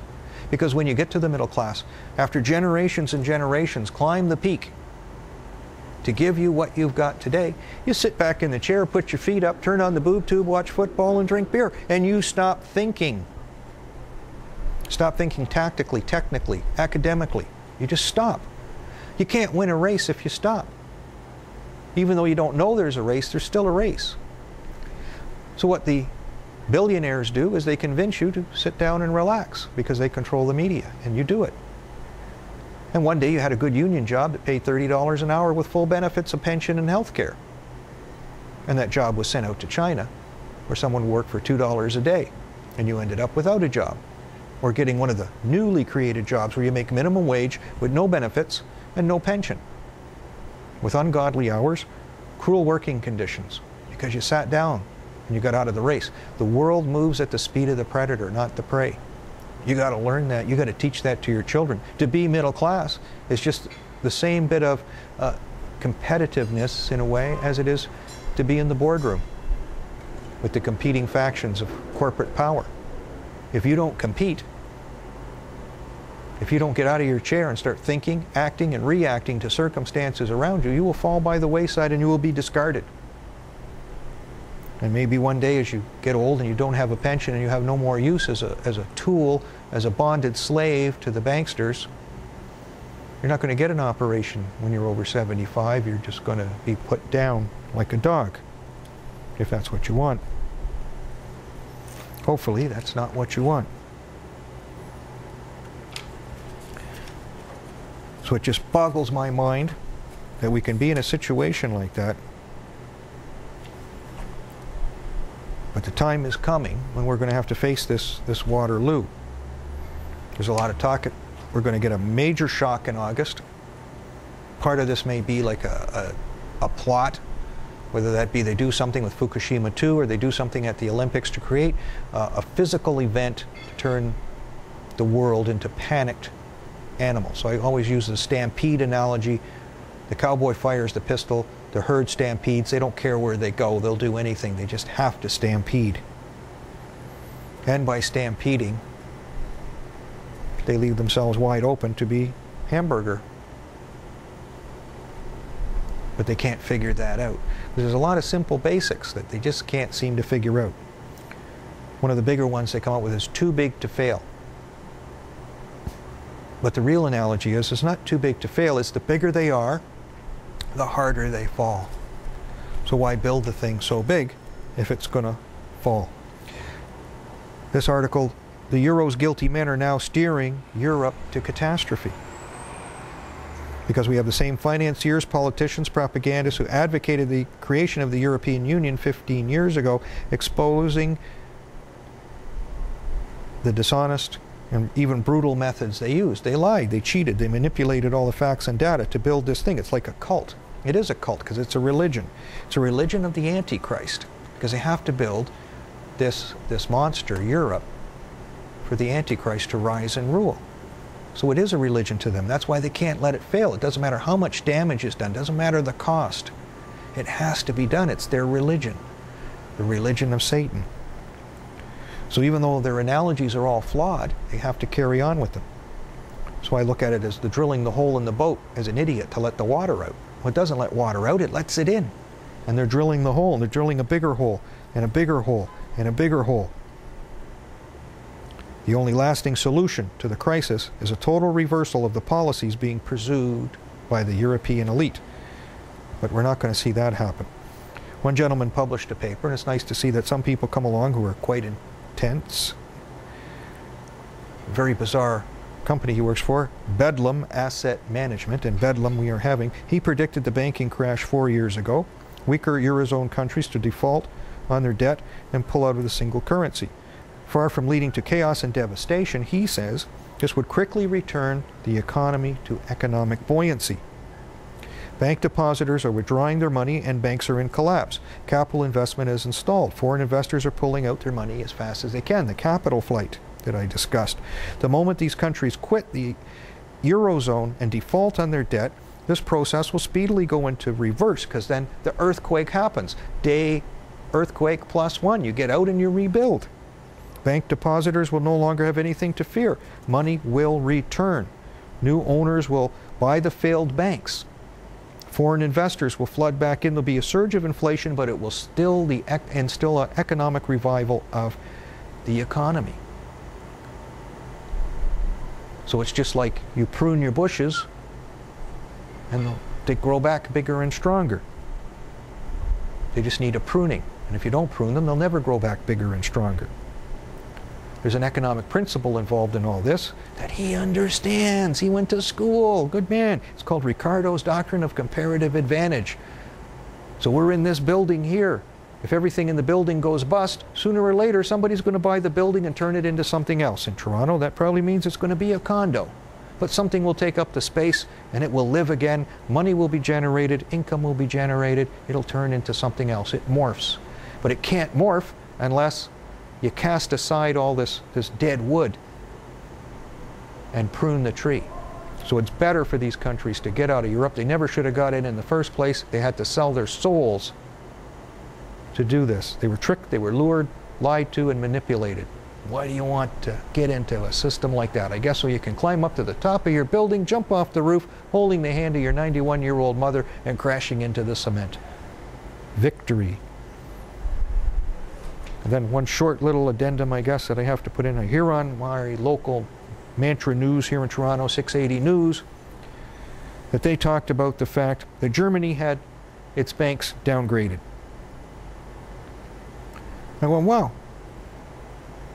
I never heard that. They talked about Spain having their bond status taken down to BBB, just above junk status. Okay, they said that today. Today is the 14th. I'm reading this in an article from June the 10th, put out by Reuters. And they said it happened last week. So we'll give them 7 days. That's June 3rd. Today's June the 14th. I'm hearing it now. 11 days later. 11 days later. So the economy could be totally busted and destroyed, and they're not going to tell me until it's a fait accompli. It's long over. That's not good pool. One chief economist is calling for a new reserve currency, the Chinese yuan, the redback, instead of the American US dollar, the greenback. Argentina's President Fernandez, a real looker and a good girl, but she's coming up as a loyalist now, saying she's going to dump her US dollar accounts and put her money in Argentine pesos. Stops the capital flight. I never, ever converted my money to American dollars when Canada's dollar was really down and out. We were being sold into the dirt. Our dollar like bottomed out at like, something like 62 cents or something like that. It was horrible. So what did I do? I wrote lots of letters. I wrote the prime ministers of the former Commonwealth countries and devised a plan on how we could get out of this soup. We know they're coming for us, and the last thing one banker is going to do is stand up for something else and put his money on the line for somebody else. They just don't do that. They can't understand it. And I was very fortunate that I got a good listening ear in Prime Minister Brown's government, where they listened. And an economist wrote me back and said, that's a good idea, because I suggested we use our central banks just like we use our armies in NATO. One is attacked, others defend. So if they hit us, have the Bank of England buy Canadian dollars and knock the short sellers down and out. And guess what happened? They did it. And the guys in Chicago who were short selling the Canadian dollar lost millions and millions and millions of dollars. But see, they're too smart to listen to my show. It worked. So some of the things we're going to face: public pensions are going off a cliff in California. Voters in San Diego and San Jose have voted overwhelmingly to reduce pension benefits, not just for new hires, but for everybody. Because you're just going to see that slide. We're hitting the wall, the debt wall. As I said at the beginning of the show, it's just like that here in Ontario. They can't pay anymore. Everybody's going to take the Greek haircut, whether you know it or not. They passed these omnibus bills at the federal level. C-38 here is going to be passed soon in the federal level here in Canada. Our Bill 55 at the Ontario legislature, everything's prepared to give us the haircut.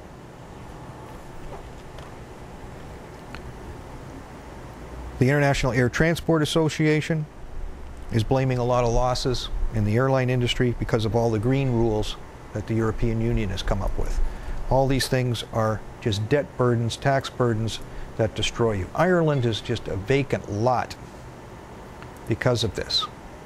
A vacant lot. Everything's closed. So they come up with a system. I wish I had the video for that. Maybe I can show it another time, where they're using the punt, even though it's a dead currency and nobody's using it. More people have hundreds of, millions of dollars worth, because it was equivalent to the pound, and they use that as a means of exchange, and they give you change back. They make up their own currency. These people are brilliant. That's what you do. They're just making, because what is it? It's a promise to pay. We can make up our own currency if we want. If I have something to back it up, I just make it. So you get change back in an indigenous local currency that you can go and spend in other places. They're not even using the euro. And the communities that are doing that are thriving. Thriving. As you get rid of these animals that are digesting us. There was a bank holiday in Italy. So a small bank, I guess, Banca Network Investimenti, had a 30-day bank holiday if they ever recover for that. Of course, you can't have a run at the bank if they're closed. No access to internet accounts. No access to the bank machines. The person who I heard this start out with had 20 euros in their pocket. That's it. 20 euros. That's all you got. You could have 1,000,000 euros in the bank. You can't get at it. It's closed. Everything's closed. You can't get at it. That's why you got to have a little bit in hand, more than 20 euros. And then as hyperinflation comes, if that's the monster that's going to be unleashed, and it highly likely will be, the only thing that's going to protect you from that is gold. And the video I have posted on the website that is just great, the guy talks great, it's called Collapse, says, if you don't have precious metals, you're insane! Because when hyperinflation comes, paper currency can go to zero. Precious metals can go to infinity. When the dividing line comes, which one are you going to pick? Do you want to be zero or do you want to be infinity? That's a hard decision to make, I can assure you. It's not an investment, it's a lifeboat. Don't put everything into gold until you see it going over the cliff, but hedge yourself, just in case. Because infinity will make up for the other paper currencies that go to zero. These are classic examples. Zimbabwe, the 100 billion note was a good joke, and then it went to a 100 trillion note. And you know what you got for 100 trillion Zimbabwe dollars when hyperinflation came in? A bus ticket. One bus ticket. How many wheelbarrows would you need of that stuff to buy food? So this is my little idea of how the lifeboat works. This is the ship, it sinks. Whether that's our national economy, the global economy, the European economy, it doesn't matter. It's sinking to the bottom of the ocean. We're in the lifeboat. We survive. All the other people go down with the ship, or they got to fight it out in the waves. And we just have to have enough time, a couple of few months until things pick up. Ricardo's doctrine of comparative advantage comes into play. The helicopter comes along. We're rescued. We're saved. Because we saw it coming. We prepared. We got out of the way. And if you don't do that, God help you, because it's going to be brutal for you. Brutal. And I hate to see people get that far. It's hard to try to talk to them or convince them about these things because they're things they just don't understand. So you're going to have to learn the hard way. Once you're in the water, you'll learn the hard way fast. But this is what you have to struggle for, right? So this is a home of a Saudi prince that was bought by John Paulson. So this is a 90-acre ranch in Aspen, Colorado. He got it for a deal, $49 million. The owner, the Saudi prince, was going to sell it for, his name's Prince Bandar bin Sultan, 58,000 square foot ranch. He was trying to sell it for $135 million. So, you know, tough for him. He had to sell it for less. And this is our guy, John Paulson, and his wife, Jenny. Big rich people. So this is why you're working for minimum wage. This is why you can't have a pension, right? This is why you're not going to have any health care. Because these guys cannot live at a standard less than this. It is your duty to go to war and die for these people. It is your duty. It is your duty to do less. It is your duty to pay taxes beyond any level that you could possibly pay taxes for. Because this guy needs this property. And he owns many other properties across the United States as well. You cannot let him suffer. You must do everything humanly possible to send your jobs offshore to China so that he can profit. It is a must. How can you let this poor man do without?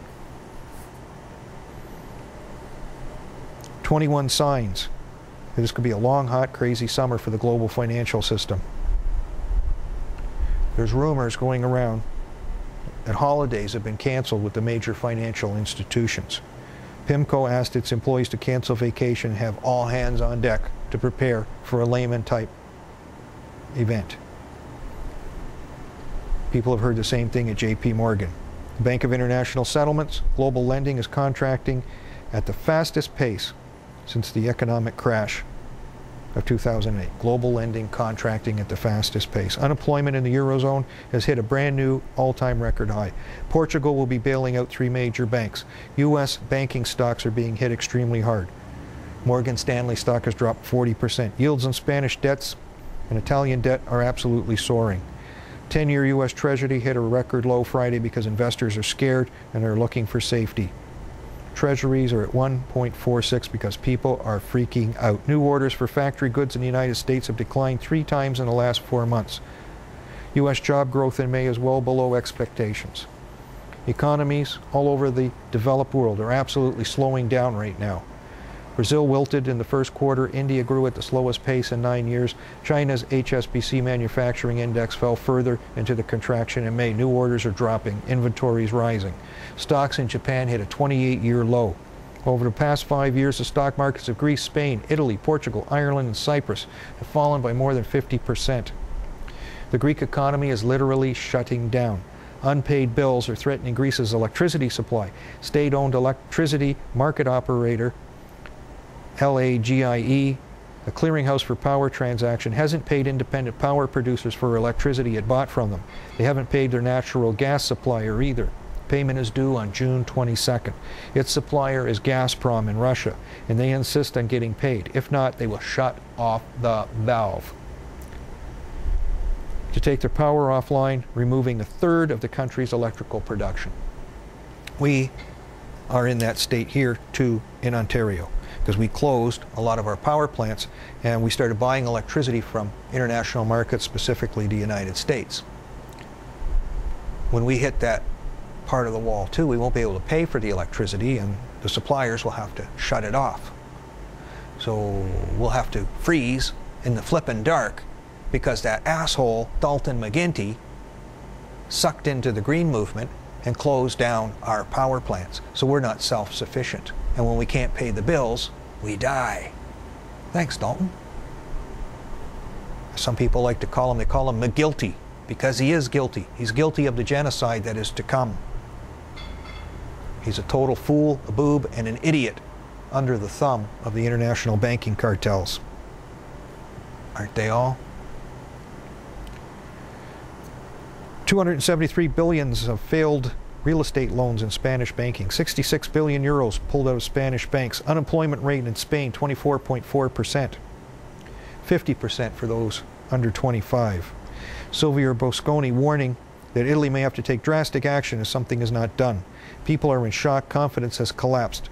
The jobless rate for youth jumped from 27 to 35%. Italy's tax office chief was nearly blinded by a letter bomb. If Europe refuses to listen to our demands, we should say bye-bye and leave the euro, or tell the Germans to leave the euro if they're not happy. Well, maybe I'll like Berlusconi for a few sound bites.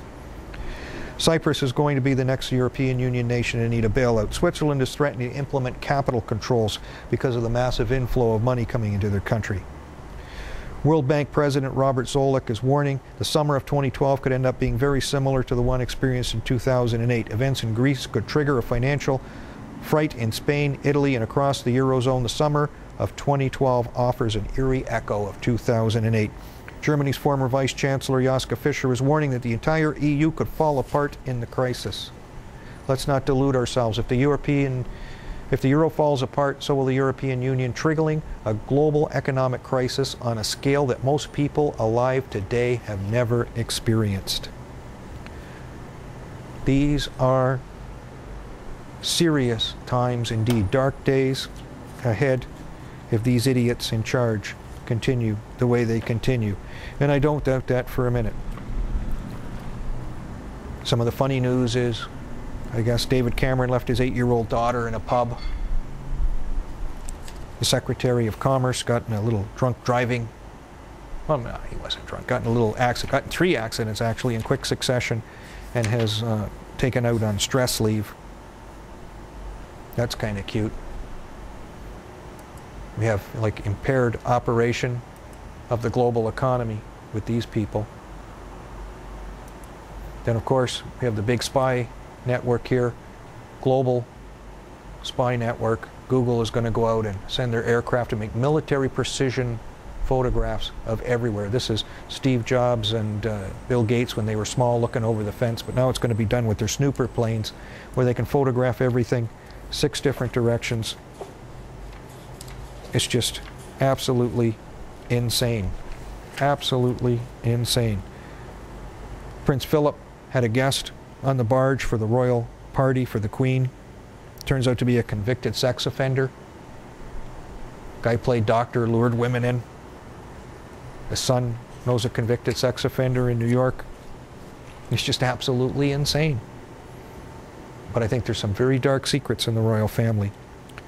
A terrible piece of news from the task force looking into the horrific crimes committed by one of Canada's worst serial killers.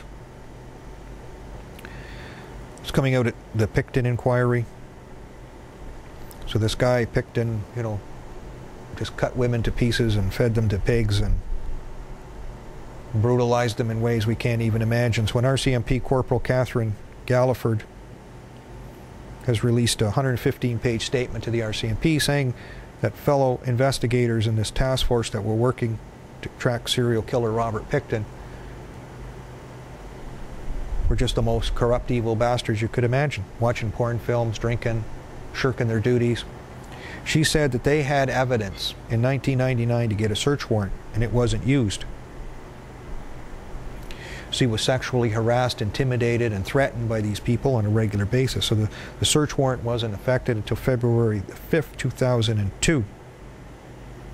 And she told the top brass at the RCMP, "You've known this since 1999. Why didn't you get out and get this guy and save all these women's lives?" Well, I've heard and reported before that an RCMP special constable on the Indian Reserve said was the police who took the women to the pig farm.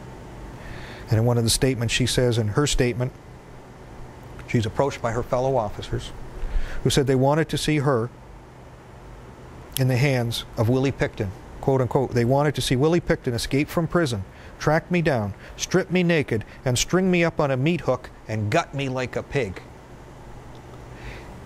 And sometimes you think I'm a little difficult when I say they should be disarmed, disbanded, and fired, the whole lot. And we start from square one. And when we find good coppers, we put them back. But the scum of the earth, like those ones, are eliminated from the body politic, never to enforce a law ever again. Most of them should probably be in prison because they're probably complicitous to these murders.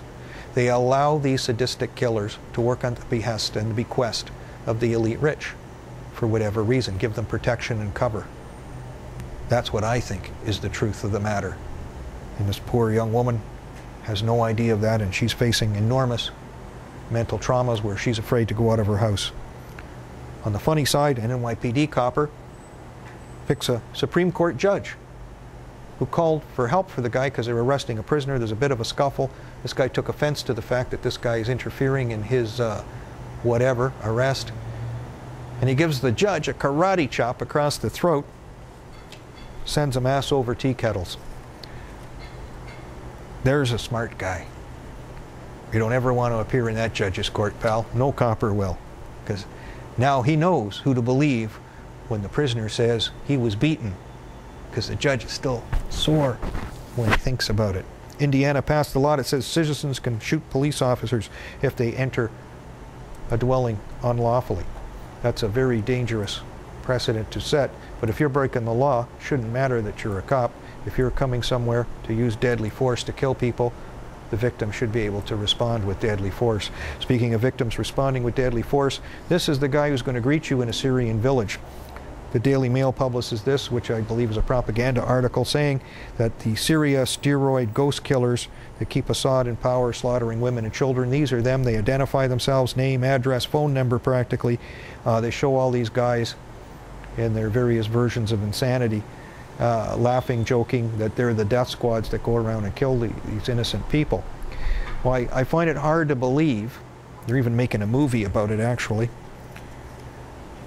I find it hard to believe that these are the real deal.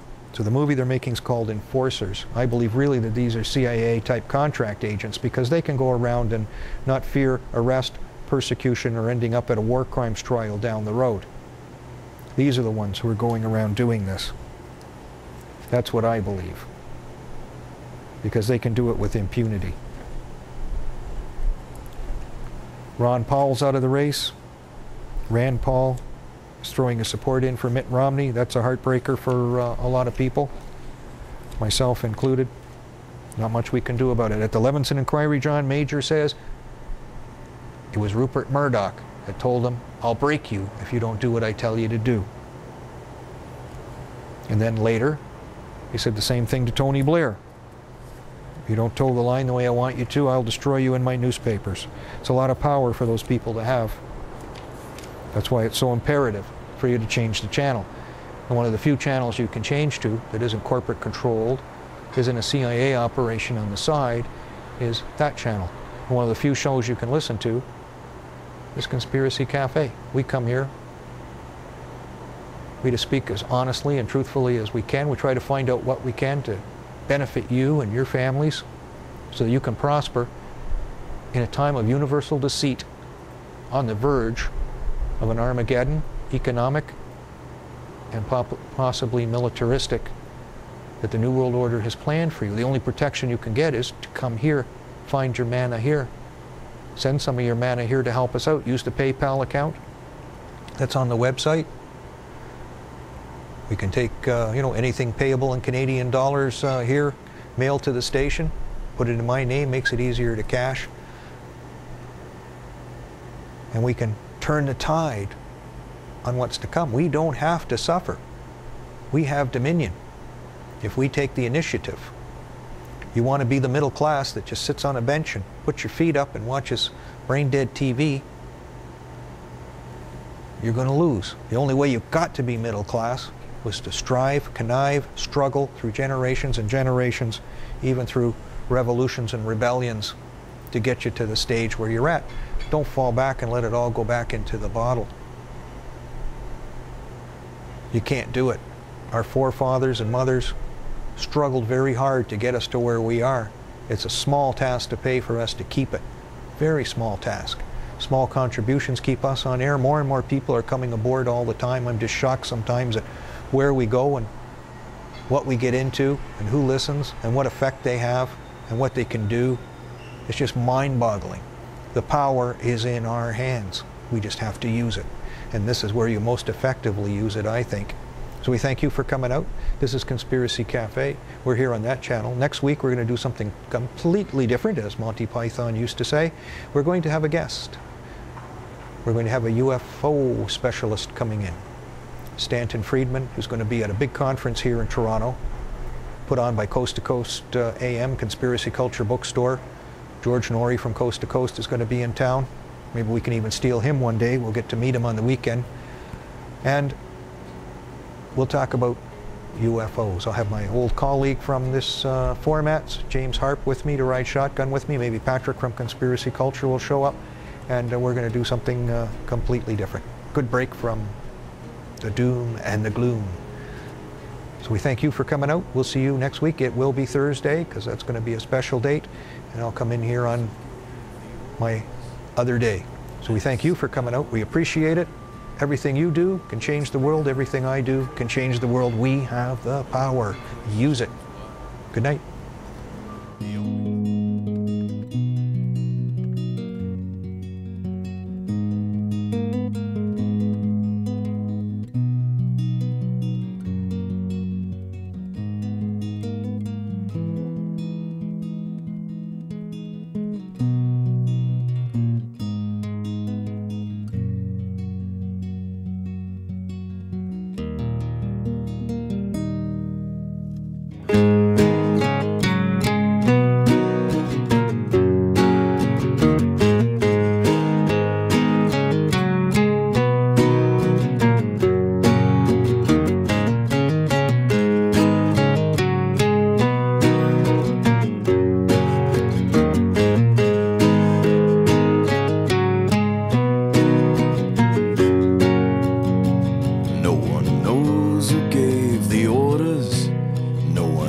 About the crime, no one looks behind the curtain, and no one questions why.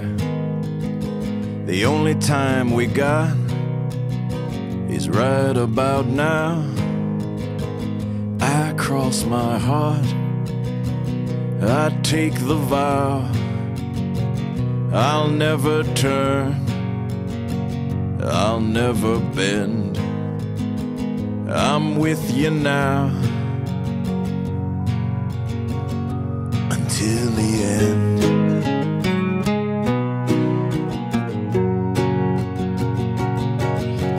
Tonight's the test, tonight's the time. I am the punishment that fits the crime. I'll break the bricks, I'll pick the locks. I don't got nothing, but I'll give what I got. I'll never turn, I'll never bend. I'm with you now until the end.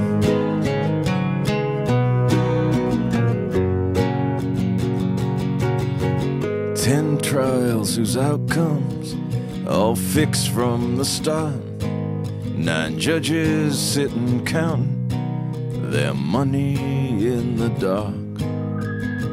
8 towers of iron surround the desert town. On a cold December morning, 7 martyrs knocked them down. 6 fathers still waiting for their 6 sons to come home. 5 mothers who know better and accept that they're gone. 4 years I've been hunted, still I breathe free. 3 times I shot the sheriff and did not spare the deputy. 2 prayers I'm praying until we're together. 1 promise I'm keeping tonight and forever. I'll never turn, I'll never bend. I'm with you now until the end. I'll never turn, I'll never bend. I'm with you now